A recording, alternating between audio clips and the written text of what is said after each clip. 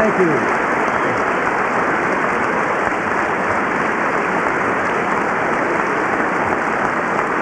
Mr. Speaker,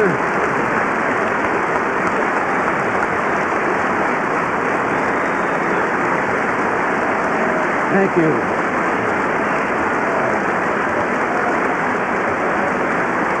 Thank you very much.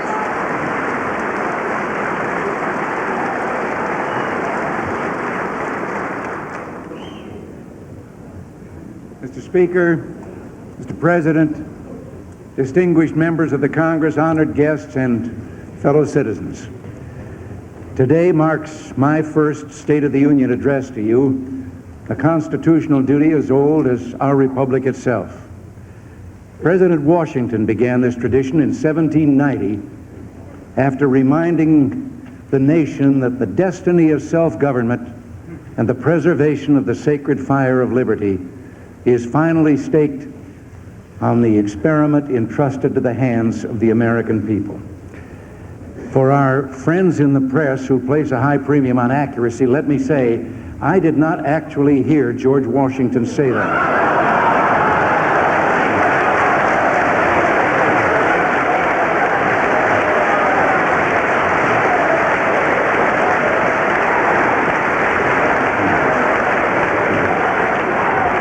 But it is a matter of historic record. But from this podium, Winston Churchill asked the free world to stand together against the onslaught of aggression. Franklin Delano Roosevelt spoke of a day of infamy and summoned a nation to arms. Douglas MacArthur made an unforgettable farewell to a country he'd loved and served so well. Dwight Eisenhower reminded us that peace was purchased only at the price of strength. And John F. Kennedy spoke of the burden and glory that is freedom. When I visited this chamber last year as a newcomer to Washington, critical of past policies which I believe had failed, I proposed a new spirit of partnership between this Congress and this administration, and between Washington and our state and local governments. In forging this new partnership for America, we could achieve the oldest hopes of our republic: prosperity for our nation, peace for the world, and the blessings of individual liberty for our children and someday for all of humanity.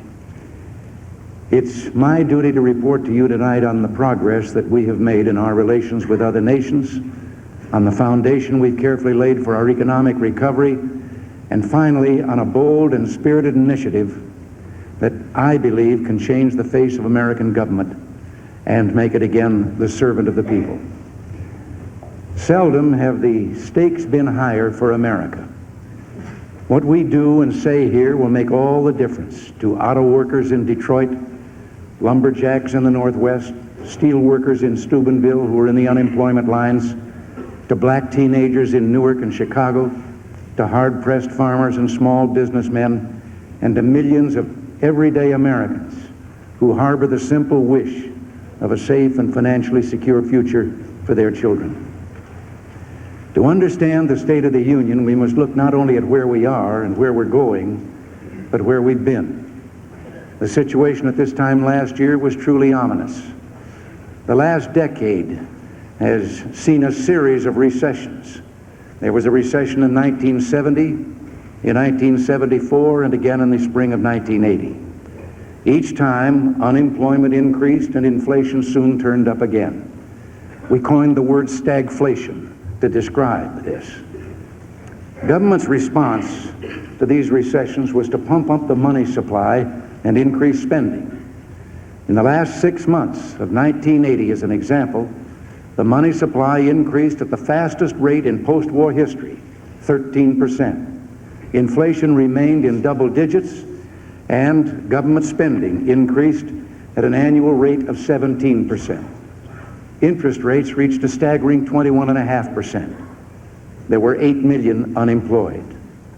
Late in 1981, we sank into the present recession, largely because continued high interest rates hurt the auto industry and construction, and there was a drop in productivity and the already high unemployment increased.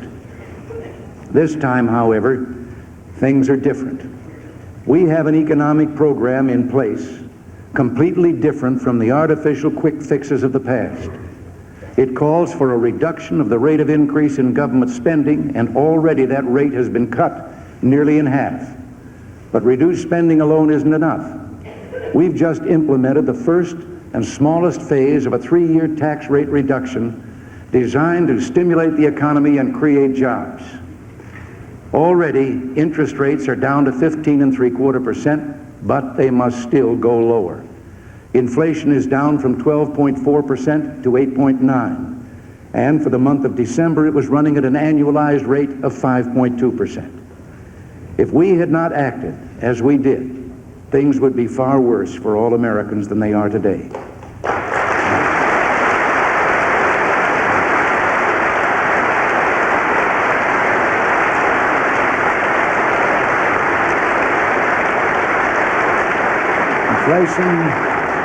Inflation, taxes, and interest rates would all be higher.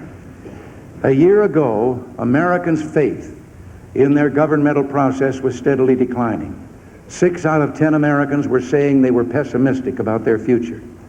A new kind of defeatism was heard.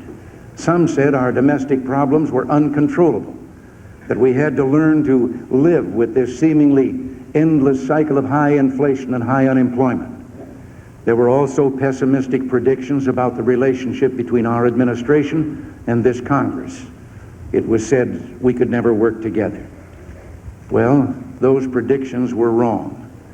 The record is clear, and I believe that history will remember this as an era of American renewal, remember this administration as an administration of change, and remember this Congress as a Congress of destiny. Together, we not only cut the increase in government spending nearly in half, we brought about the largest tax reductions and the most sweeping changes in our tax structure since the beginning of this century. And because we indexed future taxes to the rate of inflation, we took away government's built-in profit on inflation and its hidden incentive to grow larger at the expense of American workers. Together, after 50 years of taking power away from the hands of the people in their states and local communities, we have started returning power and resources to them. Together, we have cut the growth of new federal regulations nearly in half. In 1981, there were 23,000 fewer pages in the Federal Register which lists new regulations than there were in 1980.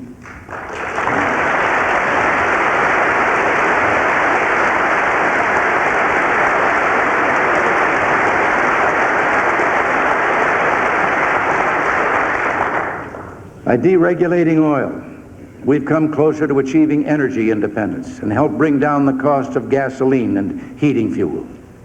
Together, we have created an effective federal strike force to combat waste and fraud in government. In just 6 months, it has saved the taxpayers more than $2 billion, and it's only getting started. Together, we've begun to mobilize the private sector, not to duplicate wasteful and discredited government programs, but to bring thousands of Americans into a volunteer effort to help solve many of America's social problems. Together, we've begun to restore that margin of military safety that ensures peace.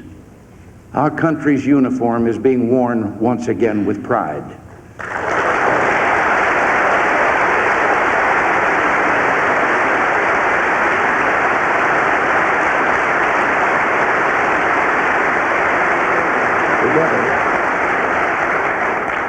Together, we have made a new beginning, but we have only begun. No one pretends that the way ahead will be easy. In my inaugural address last year, I warned that the ills we suffer have come upon us over several decades. They will not go away in days, weeks, or months, but they will go away because we as Americans have the capacity now, as we've had it in the past, to do whatever needs to be done to preserve this last and greatest bastion of freedom.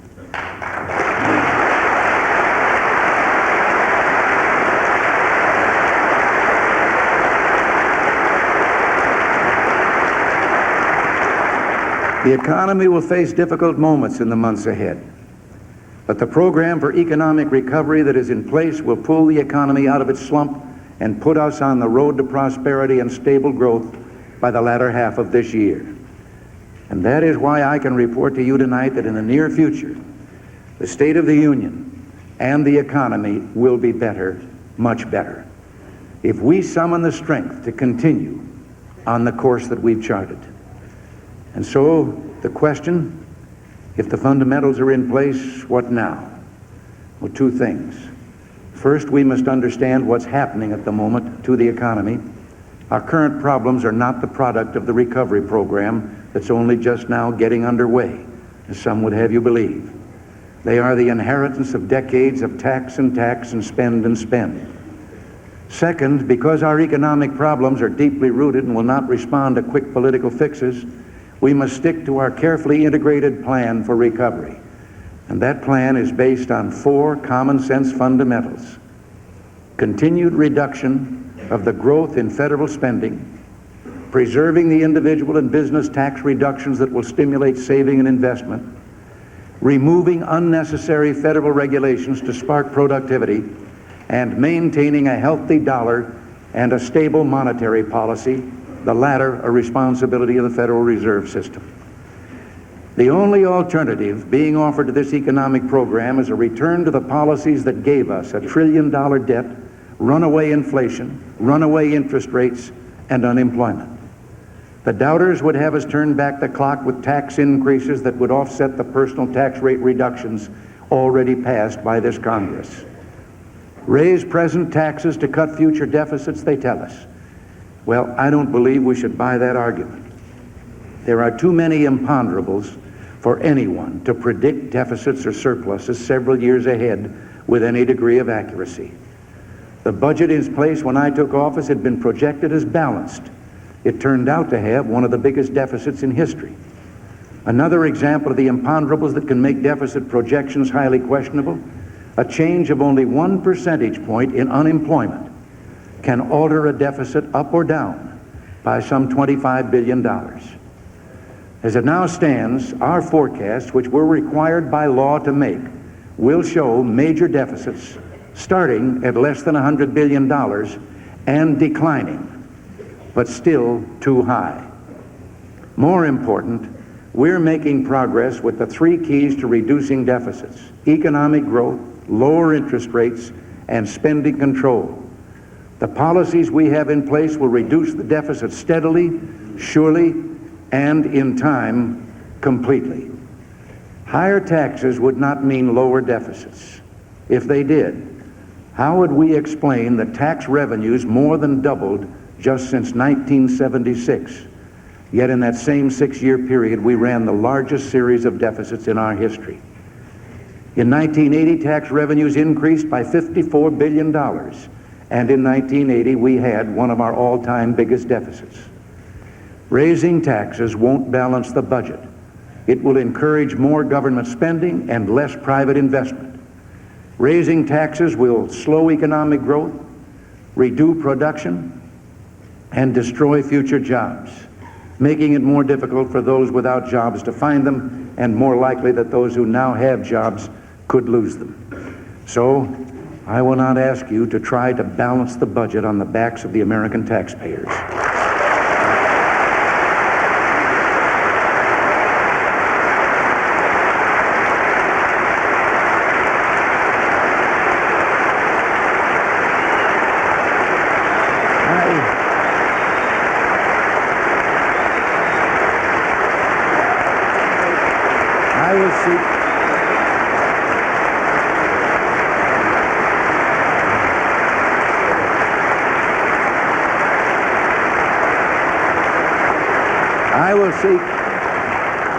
I will seek no tax increases this year, and I have no intention of retreating from our basic program of tax relief.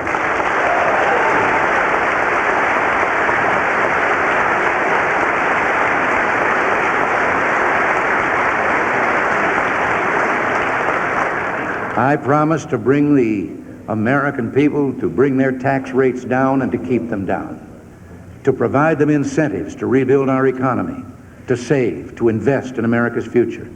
I will stand by my word. Tonight, I'm urging the American people, seize these new opportunities to produce, to save, to invest, and together we'll make this economy a mighty engine of freedom, hope, and prosperity again.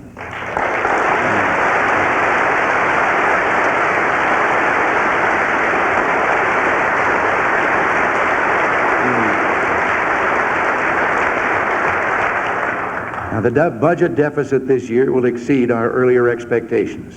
The recession did that. It lowered revenues and increased costs. To some extent, we're also victims of our own success. We've brought inflation down faster than we thought we could, and have thus deprived...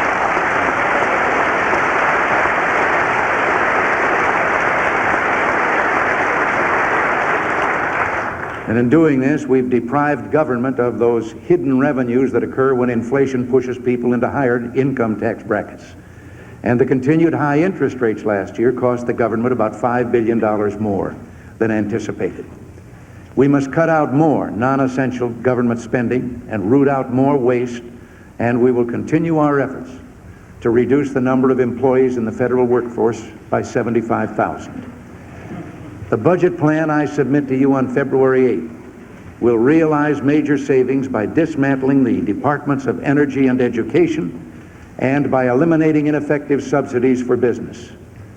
We will continue to redirect our resources to our two highest budget priorities: a strong national defense to keep America free and at peace, and a reliable safety net of social programs for those who have contributed and those who are in need.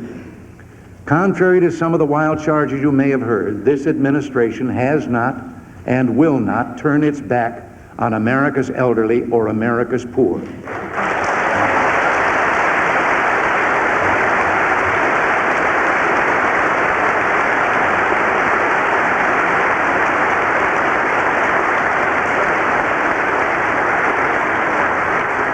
Under the new budget, funding for social insurance programs will be more than double the amount spent only 6 years ago. But it would be foolish to pretend that these or any programs cannot be made more efficient and economical. The entitlement programs that make up our safety net for the truly needy have worthy goals and many deserving recipients. We will protect them. But there's only one way to see to it that these programs really help those whom they were designed to help, and that is to bring their spiraling costs under control. Today, we face the absurd situation of a federal budget with 3/4 of its expenditures routinely referred to as uncontrollable, and a large part of this goes to entitlement programs. Committee after committee of this Congress has heard witness after witness describe many of these programs as poorly administered and ripe with waste and fraud. Virtually every American who shops in a local supermarket is aware of the daily abuses that take place in the food stamp program, which has grown by 16,000% in the last 15 years. Another example is Medicare and Medicaid, programs with worthy goals, but whose costs have increased from $11.2 billion to almost $60 billion, more than 5 times as much in just 10 years. Waste and fraud are serious problems. Back in 1980, federal investigators testified before one of your committees that corruption has permeated virtually every area of the Medicare and Medicaid health care industry. One official said many of the people who were cheating the system were very confident that nothing was going to happen to them. Well, something is going to happen. Not only the taxpayers are defrauded, the people with real dependency on these programs are deprived of what they need because available resources are going not to the needy, but to the greedy. The time has come to control the uncontrollable. In August, we made a start. I signed a bill to reduce the growth of these programs by $44 billion over the next 3 years, while at the same time preserving essential services for the truly needy. Shortly, you will receive from me a message on further reforms we intend to install, some new, but others long recommended by your own congressional committees. I ask you to help make these savings for the American taxpayer. The savings we propose in entitlement programs will total some $63 billion over 4 years and will, without affecting Social Security, go a long way toward bringing federal spending under control. But don't be fooled by those who proclaim that spending cuts will deprive the elderly, the needy, and the helpless. The federal government will still subsidize 95 million meals every day. That's 1 out of 7 of all the meals served in America. Head Start, senior nutrition programs, and child welfare programs will not be cut from the levels we proposed last year. More than $500 million has been proposed for minority business assistance, and researchers at the National Institute of Health will be increased by over $100 million. While meeting all these needs, we intend to plug unwarranted tax loopholes and strengthen the law which requires all large corporations to pay a minimum tax. I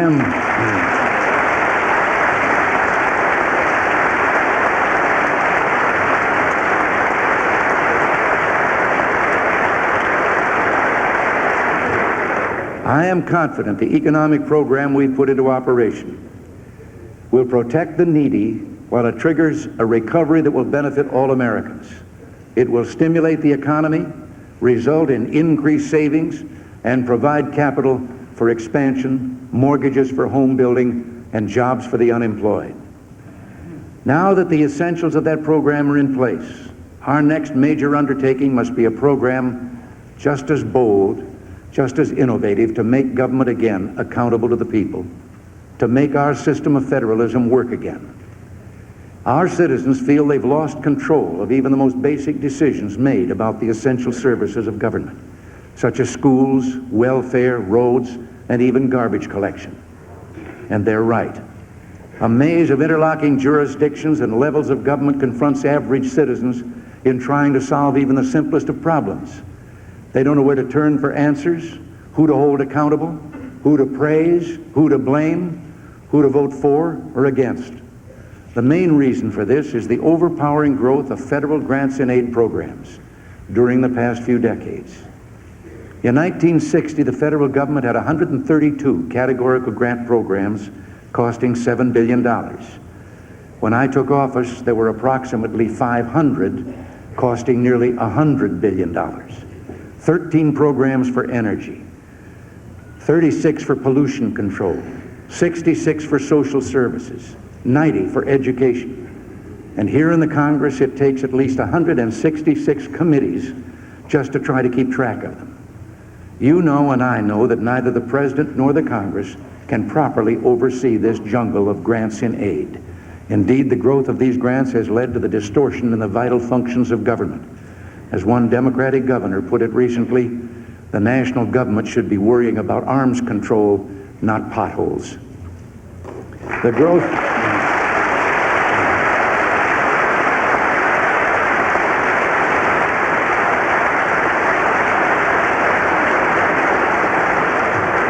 growth in these federal programs has, in the words of one Intergovernmental Commission, made the federal government more pervasive, more intrusive, more unmanageable, more ineffective and costly, and above all, more accountable. Well, let's solve this problem with a single bold stroke. The return of some $47 billion in federal programs to state and local government, together with the means to finance them, and a transition period of nearly 10 years to avoid unnecessary disruption. I will shortly send this Congress a message describing this program. I want to emphasize, however, that its full details will have been worked out only after close consultation with congressional, state, and local officials.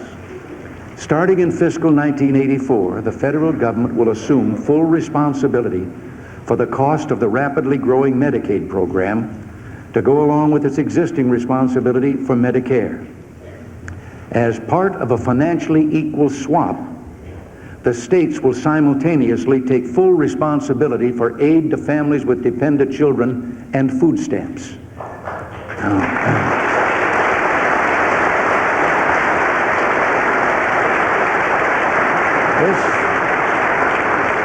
This will make welfare less costly and more responsive to genuine need because it'll be designed and administered closer to the grassroots and the people it serves. In 1984, the federal government will apply the full proceeds from certain excise taxes to a grassroots trust fund that will belong in fair shares to the 50 states. The total amount flowing into this fund will be $28 billion a year. Over the next 4 years, the states can use this money in either of two ways. If they want to continue receiving federal grants in such areas as transportation, education, and social services, they can use their trust fund money to pay for the grants, or to the extent they choose to forego the federal grant programs, they can use their trust fund money on their own for those or other purposes. There will be a mandatory pass-through of part of these funds to local governments. By 1988, the states will be in complete control of over 40 federal grant programs. The trust fund will start to phase out, eventually to disappear, and the excise taxes will be turned over to the states. They can then preserve, lower, or raise taxes on their own and fund and manage these programs as they see fit. In a single stroke, we will be accomplishing a realignment that will end cumbersome administration and spiraling costs at the federal level, while we ensure these programs will be more responsive to both the people they're meant to help and the people who pay for them. Hand in hand with this program to strengthen the discretion and flexibility of state and local governments, we're proposing legislation for an experimental effort to improve and develop our depressed urban areas in the 1980s and 90s. This legislation will permit states and localities to apply to the federal government for designation as urban enterprise zones. A broad range of special economic incentives in the zones will help attract new business, new jobs, new opportunity to America's inner cities and rural towns. Some will say our mission is to save free enterprise. Well, I say we must free enterprise so that together we can save America.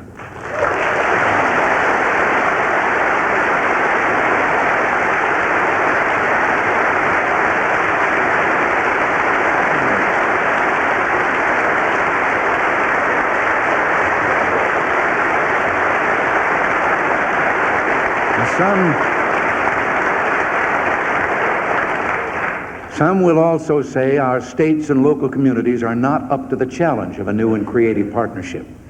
Well, that might have been true 20 years ago, before reforms like reapportionment and the Voting Rights Act, the 10-year extension of which I strongly support. It's no longer true today. This administration has faith in state and local governments and the constitutional balance envisioned for the Founding Fathers. We also believe in the integrity, decency, and sound good sense of grassroots Americans. Our faith in the American people is reflected in another major endeavor. Our private sector initiatives task force is seeking out successful community models of school, church, business, union, foundation, and civic programs that help community needs. Such groups are almost invariably far more efficient than government in running social programs. We're not asking them to replace discarded and often discredited government programs dollar for dollar, service for service. We just want to help them perform the good works they choose and help others to profit by their example. 385,000 corporations and private organizations are already working on social programs ranging from drug rehabilitation to job training, and 1,000 more Americans have written us asking how they can help. The volunteer spirit is still alive and well in America.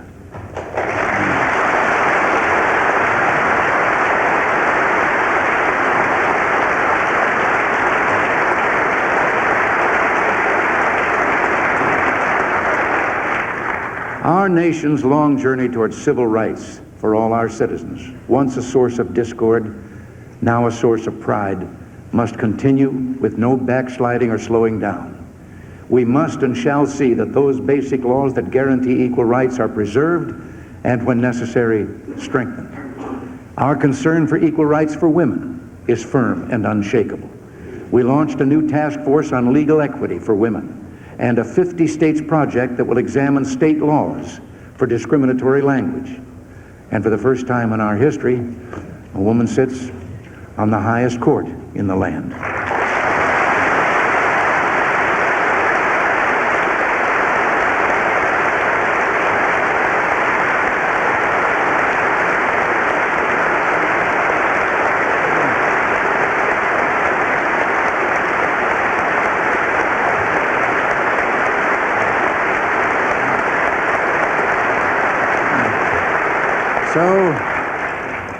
So too, the problem of crime, one as real and deadly serious as any in America today. It demands that we seek transformation of our legal system, which overly protects the rights of criminals while it leaves society and the innocent victims of crime without justice. We look forward to the enactment of a responsible Clean Air Act to increase jobs while continuing to improve the quality of our air. We're encouraged by the bipartisan initiative of the House and are hopeful of further progress as the Senate continues its deliberations. So far, I've concentrated largely now on domestic matters. To view the State of the Union in perspective, we must not ignore the rest of the world. There isn't time tonight for a lengthy treatment of social or foreign policy, I should say, a subject I intend to address in detail in the near future. A few words, however, are in order on the progress we've made over the past year, reestablishing respect for our nation around the globe, and some of the challenges and goals that we will approach in the year ahead. At Ottawa and Cancun, I met with leaders of the major industrial powers and developing nations. Now, some of those I met with were a little surprised that I didn't apologize for America's wealth. Instead, I spoke of the strength of the free marketplace system and how that system could help them realize their aspirations for economic development and political freedom. I believe lasting friendships were made and the foundation was laid for future cooperation. In the vital region of the Caribbean Basin, we're developing a program of aid, trade, and investment incentives to promote self-sustaining growth and a better, more secure life for our neighbors to the south. Toward those who would export terrorism and subversion in the Caribbean and elsewhere, especially Cuba and Libya, we will act with firmness. Our foreign policy is a policy of strength, fairness, and balance. By restoring America's military credibility, by pursuing peace at the negotiating table wherever both sides are willing to sit down in good faith, and by beginning or regaining the respect of America's allies and adversaries alike, we have strengthened our country's position as a force for peace and progress in the world. When action is called for, we're taking it. Our sanctions against the military dictatorship that has attempted to crush human rights in Poland and against the Soviet regime behind that military dictatorship clearly demonstrated to the world that America will not conduct business as usual with the forces of oppression.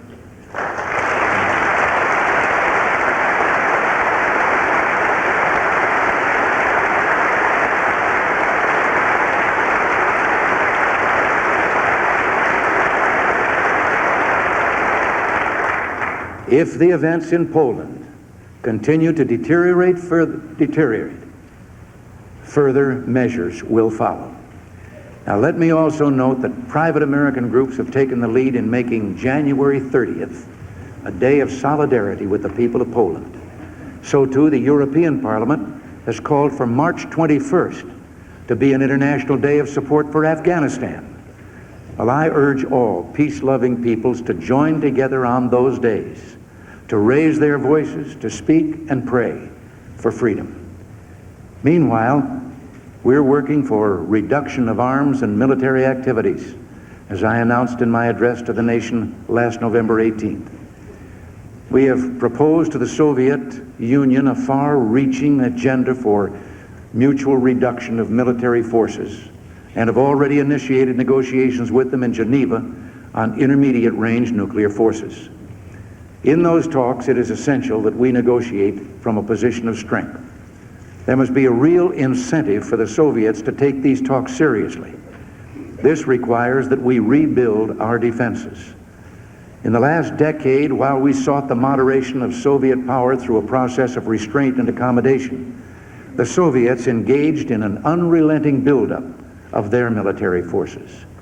The protection of our national security has required that we undertake a substantial program to enhance our military forces. We have not neglected to strengthen our traditional alliances in Europe and Asia, or to develop key relationships with our partners in the Middle East and other countries. Building a more peaceful world requires a sound strategy and the national resolve to back it up. When radical forces threaten our friends, when economic misfortune creates conditions of instability, when strategically vital parts of the world fall under the shadow of Soviet power, our response can make the difference between peaceful change or disorder and violence. That's why we've laid such stress not only on our own defense, but on our vital foreign assistance program. Your recent passage of the Foreign Assistance Act sent a signal to the world that America will not shrink from making the investments necessary for both peace and security. Our foreign policy must be rooted in realism, not naivete or self-delusion. A recognition of what the Soviet Empire is about is the starting point. Winston Churchill, in negotiating with the Soviets, observed that they respect only strength and resolve in their dealings with other nations. That's why we've moved to reconstruct our national defenses. We intend to keep the peace. We will also keep our freedom.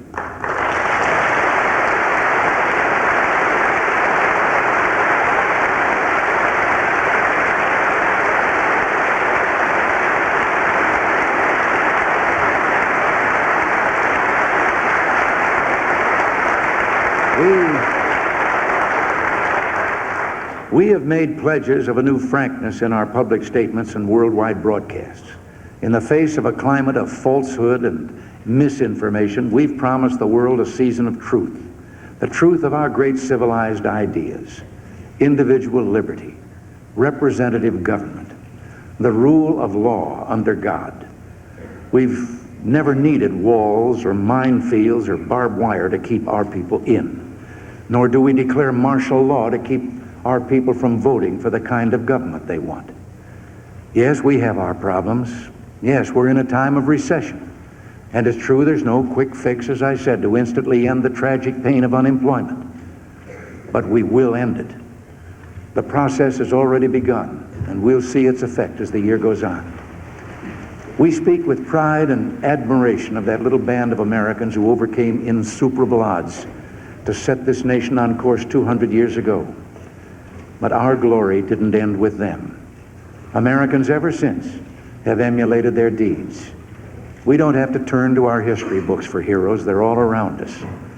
One who sits among you here tonight epitomized that heroism at the end of the longest imprisonment ever inflicted on men of our armed forces.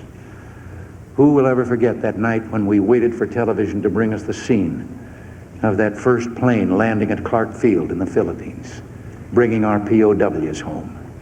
The plane door opened, and Jeremiah Denton came slowly down the ramp.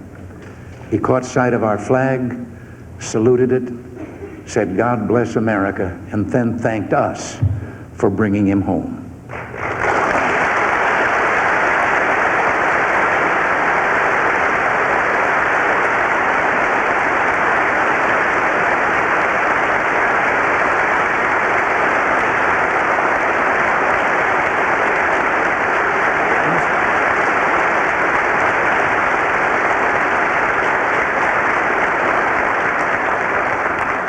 Just 2 weeks ago, in the midst of a terrible tragedy on the Potomac, we saw again the spirit of American heroism at its finest. The heroism of dedicated rescue workers saving crash victims from icy waters. And we saw the heroism of one of our young government employees, Lenny Skutnik, who, when he saw a woman lose her grip on the helicopter line, dived into the water and dragged her to safety.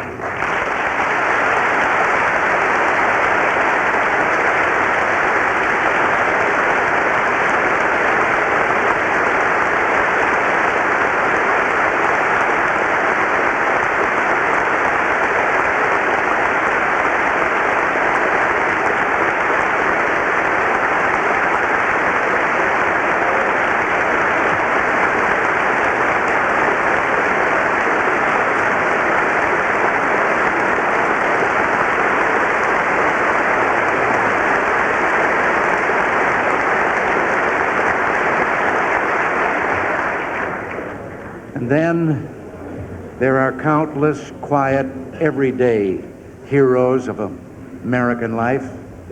Parents who sacrifice long and hard so their children will know a better life than they've known. Church and civic volunteers who help to feed, clothe, nurse, and teach the needy. Millions who have made our nation and our nation's destiny so very special. Unsung heroes who may not have realized their own dreams themselves, but then who reinvest those dreams in their children. Don't let anyone tell you that America's best days are behind her, that the American spirit has been vanquished. We've seen it triumph too often in our lives to stop believing in it now.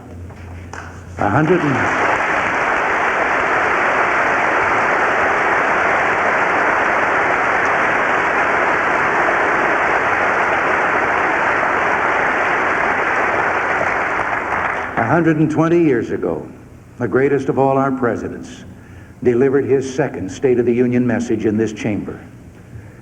We cannot escape history, Abraham Lincoln warned. We of this Congress and this administration will be remembered in spite of ourselves. The trial through which we pass will light us down in honor or dishonor to the latest generation. Well, that president and that Congress did not fail the American people. Together they weathered the storm and preserved the Union. Let it be said of us that we too did not fail.